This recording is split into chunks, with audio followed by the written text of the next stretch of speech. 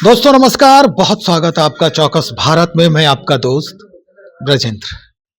मकर संक्रांति अपने आप में बड़ा महत्वपूर्ण हो जाता है। हालांकि कई क्षेत्रों में इसकी महत्ता है मकर संक्रांति की, लेकिन अगर राजनीति की बात करें तो राजनीति में इसका अलग ही अंदाज होता है।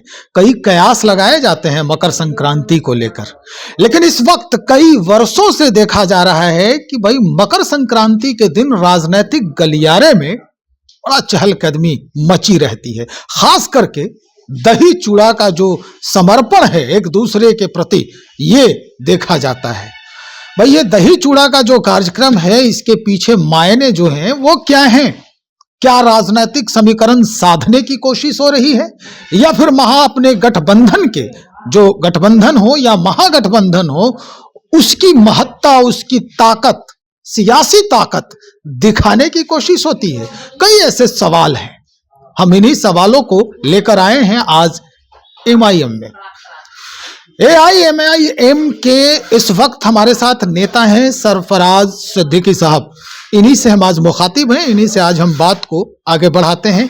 सरफराज साहब, सबसे पहले तो हम अपने चैनल में आपका स्वागत करते हैं।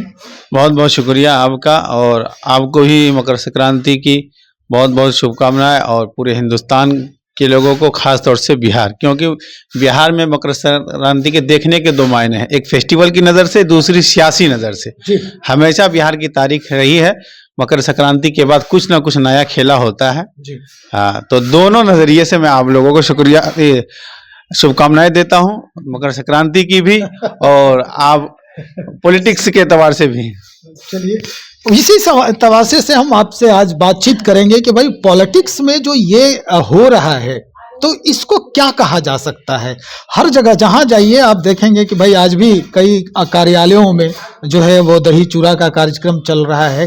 तो आखिर ये है क्या? क्या चाहते हैं लोग, क्या दिखाना चाह रहे हैं? देखिए, मकर संक्रांति में जो दही चूड़े की दावत होती है, बहुत अच्छी बात है, होना भी चाहिए, ताकि पॉलिटिक्स में आदमी अलग अलग पार्टी से जुड़े रहते हैं, फेस्टिवल के जरिए से आदमी एक प्लेटफॉर्म पर आ जाते हैं। हाँ, लेकिन बिहार की सियासत हमेशा मकर संक्रांति के बाद दही चूड़ा खा के आदमी ठंडा तो होते हैं, लेकिन सियासत यहाँ की गर्म हो जाती है। अच्छा। हाँ, सियासत यहाँ की गर्म हो जाती है।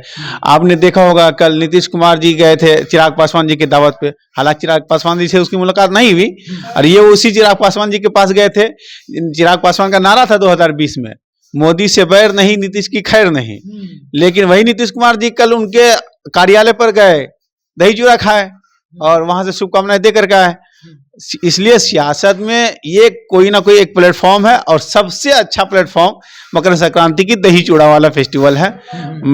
बिहार की फेस्टिवल मकर संक्रांति के बाद यहाँ की सियासत गर्म हो जाती। खाते तो लोग ठंडा है, हालांकि चूड़ा भी ठंडा है, दही भी ठंडी है, लेकिन सियासत गर्म हो जाती है। हर पार्टियां चाहती है कि हम दावत करें, दावत के बहाने से कुछ ना कुछ बात हो। और ये कोई भी पॉलिटिकल आदमी जब आपस में मिलते हैं, कुछ ना कुछ तो बातें होती है। अब देखने वाली बात होगी कि अब देखे आगे क्या क्या होता है। लोग दही चूड़ा खा लिए हैं, हजम तो हो गया है, अब दूसरा हाजमा क्या है सियासत का, तो वो भी हजम होगा कि नहीं होगा। अब कुछ ना कुछ तो बाहर निकल के आएगा, कुछ ना कुछ तो बाहर निकल के आएगा। सरफराज साहब, एक बात बड़ा गौर करने वाली है कि नीतीश कुमार चिराग पासवान के यहाँ जाते हैं, चिराग पासवान से मुलाकात भी नहीं होती। हालांकि चिराग कह रहे हैं कि भाई हम उस समय पूजा पाठ कर रहे थे और ये बिफोर टाइम पहुंच गए थे नीतीश कुमार। तो ये अच्छी बात है कि हमारे मुख्यमंत्री समय से पहले चेतते हैं किसी काम के लिए, लेकिन मुलाकात नहीं होना और उसके बाद शाम के समय में ही उनके चाचा पशुपति पारस नीतीश कुमार के यहाँ पहुंच जाते हैं, जबकि अभी भी कहा जाए तो एनडीए के एक घटक दल के रूप में है, वहां पहुंचते हैं। ये क्या दिखाने का प्रयास है? देखिए, मिलना जुलना अपनी जगह है, सब लोग अभी तैयारी में लगे हैं 2025। अच्छा, लोग इंडिया के लोग माने ना माने, सब लोग चाहते हैं कि हम नीतीश कुमार के पास जाएं। हालांकि बीजेपी बड़ी पार्टी है उसके अलायंस में, लेकिन अभी बीजेपी की नहीं चल रही है, इसलिए वो चाहते हैं नीतीश कुमार के पास जाए। उनके चाचा पशुपति पारस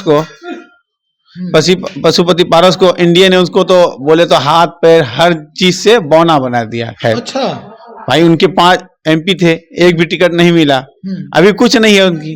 पहले चिराग पासवान से कार्यालय छीना गया, चचा को दिया गया, फिर चचा से छीना गया, चिराग पासवान को दिया गया। अब कहीं ना कहीं इन दोनों का गुरु जो है वो नीतीश कुमार है।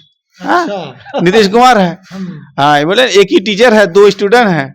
हाँ, कोई मैथ में तेज है तो कोई साइंस में तेज है, पढ़ा रहे हैं नीतीश कुमार ही। तो ये गणित में कौन तेज है?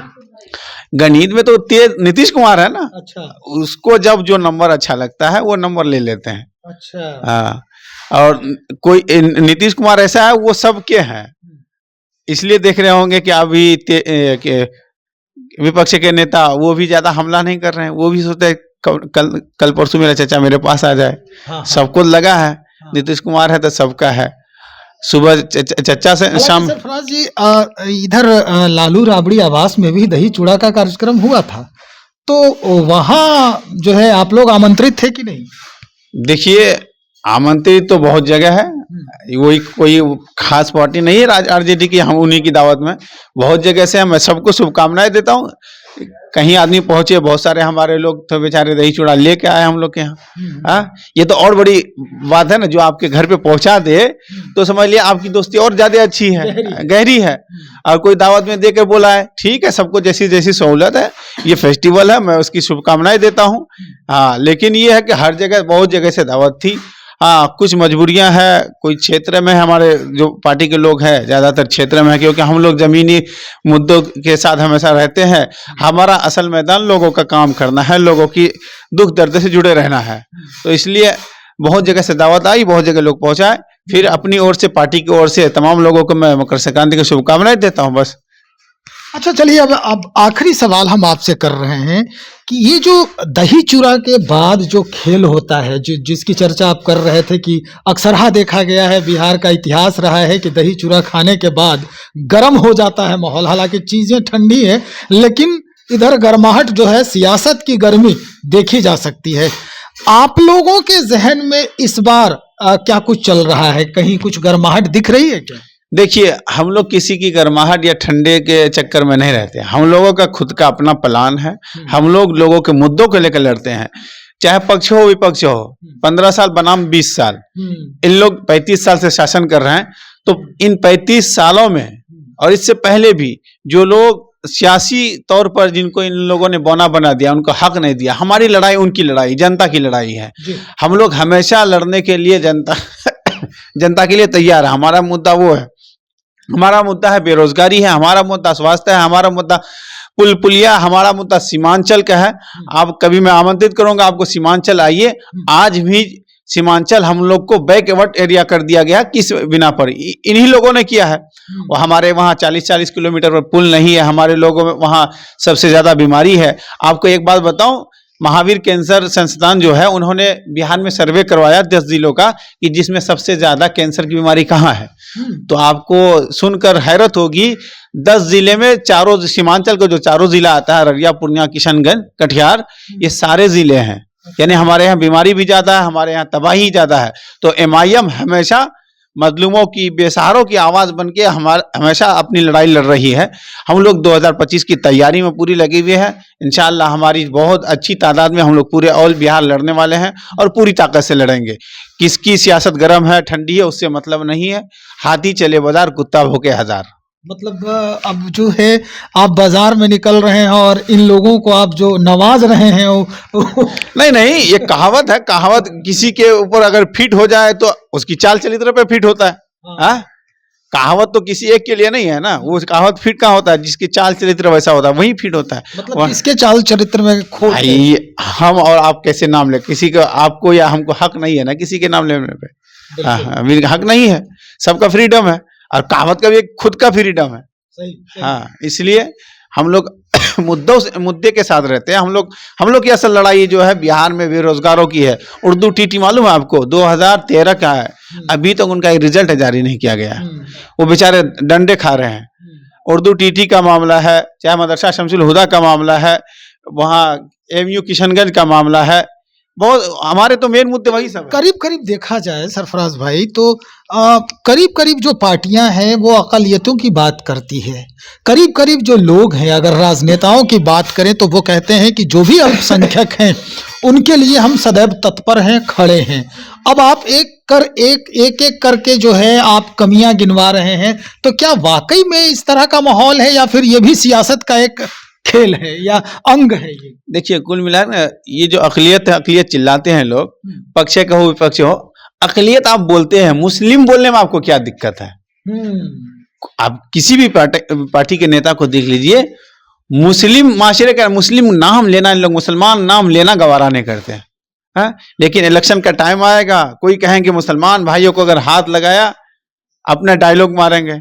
बात यही हो जाती है ना, अगर आप बड़े हो जाते हैं तो आपके रिश्तेदार में अगर कोई बहुत बड़ा आदमी है ना, दूर का रिश्तेदार है, लोग कहेंगे मेरे अपने हैं, और अपना चचाजाद भाई, अपना भाई अगर गरीब है तो उसको नहीं पूछेगा। इलेक्शन के टाइम में मुसलमान बहुत बड़े हो गए हैं, हाँ, क्योंकि उनको वोट लेना है। जब वो वोट ले लेंगे फिर वो गरीब भाई की तरफ भी उनको पूछेंगे नहीं। मुसलमान की तो हर आदमी दुआई देते हैं, हर आदमी दुआई देते हैं। राहुल गांधी भी 1-2 दिन पहले वहां लफ्ज मुसलमान बोले हैं, कहाँ? दिल्ली में। अब मुसलमान पे आ गए हैं वो अक़लियत करते करते, तो जरूरत के हिसाब से इन लोग इस्तेमाल करते हैं। लेकिन अब बिहार के मुसलमानों में, बिहार के दबे कुचलों में हमारा नारा है जय मीम जय भीम, हमारा नारा है। बिहार के जो दबे कुचले हैं, चाहे वो किसी भी जाति धर्म से हो, किसी भी जाति धर्म से, दो दबे कुचले हैं, उनकी लड़ाई लड़ने के लिए हमेशा एमआईएम उनके साथ है। उनकी लड़ाई सड़क से लेकर सदन तक लड़ती है। एक मुद्दा आपने और अभी बताया कि भाई जय मीम जय भीम, तो भीम से जो ताल्लुकात है दलितों का, या जो सबसे पीछे हैं, समाज के मूल धारा से बहुत दूर हैं, उनके बारे में आप लड़ाई लड़ेंगे? देखिए, जय मीम जय भीम का मतलब ये है, भीम का मुराद बाबा भीमराव अंबेडकर है, और भीमराव अंबेडकर ने संविधान दिया है, और संविधान के तहत पूरा हिंदुस्तान चलता है। तो भीम का नारा एक पर्टिकुलर एक आदमी के लिए नहीं है ना, भीम का मतलब पूरा हिंदुस्तान आया ना। अच्छा, हाँ, जय भीम जय भीम का मतलब ही है, भीम का नारा ही है पूरा हिंदुस्तान है। भीमराव अंबेडकर ने जो हमें संविधान दिया है, और उस संविधान के तहत सब आदमी आते हैं, सभी लोग उसको मानते हैं, तो हमारा नारा पूरा संविधान हुआ ना भाई। चलिए, बहुत शुक्रिया जानकारी देने के लिए। तो भाई सरफराज सिद्दीकी साहब एमआईएम के नेता हैं, और इन्होंने स्पष्ट कर दिया है कि ये दही चूड़ा का जो भोज है वो क्या कुछ खेलने के लिए मजबूर करता है दलों को, पार्टियों को, और जो राजनेता हैं उनको। कई मुद्दों पर बातचीत हुई हमारी इनसे, और सब मुद्दे जो हैं बड़ा ही आवश्यक हैं बिहार के लिए, बिहार की जनता के लिए। तो चलिए देखते हैं भाई, दही चूड़ा में तो खूब तस्वीरें खिंचवाई जाती हैं, लोग इसको खूब वायरल भी करते हैं, खबरें चलती हैं, लेकिन इसके पीछे की जो कहानी है, इसके पीछे का जो रहस्य है, इसे समझना बहुत जरूरी है। ये इतना दिखावा क्यों होता है इस पूरे कार्यक्रम में मकर संक्रांति के बहाने? हम और भी खबरों को लेकर बहुत जल्द हाजिर हो रहे हैं, बने रहिए हमारे साथ। बहुत शुक्रिया।